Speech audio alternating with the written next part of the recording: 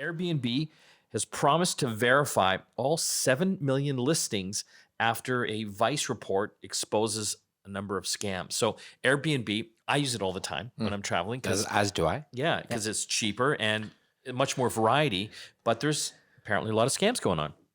Yeah. So one of the scams is that you will book a nice place. The photos look great. The price is right. The location, all that sounds good.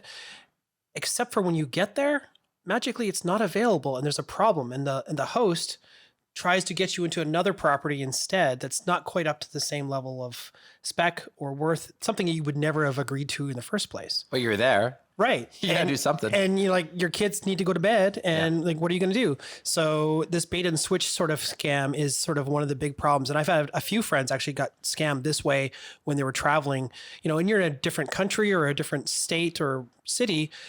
What do you have to do? Well, one of the things that Airbnb is going to do is they're actually going to set up a number where anybody, whether you're a neighbor at one of those party houses, which is another one of the problems that they have where a host gets hosed because their house gets destroyed because someone has a party and then they just disappear.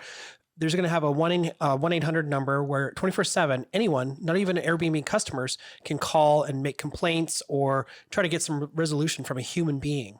So I got to ask. So I've stayed in a number of Airbnbs, and the accuracy, it's pretty good. I mean, the photos are always better online than what it looks like when you get there.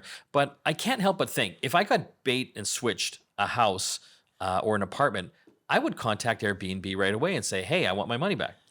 Well, but the problem is there is no person you can just call, right? Oh, so it's difficult to complain. Right. And so you're dealing with the app and you're going back and forth with messaging. And, again, what if it's like a long weekend or something like that where it may be harder to get somebody? So they've promised to re-verify and also make a real human available at all times to help address this stuff. I have an interesting story just connecting to that. A good friend of mine that I play hockey with, Todds had been one day opened up his curtains, and he's got a young child at home, and across the place on one of the balconies there's this like scantily clad kind of party going on.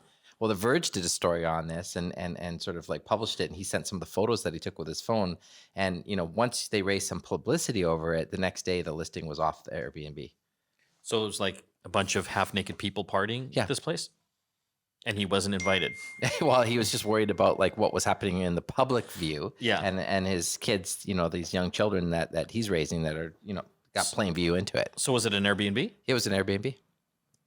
I'm not getting invited to these parties. We keep booking the wrong Airbnbs.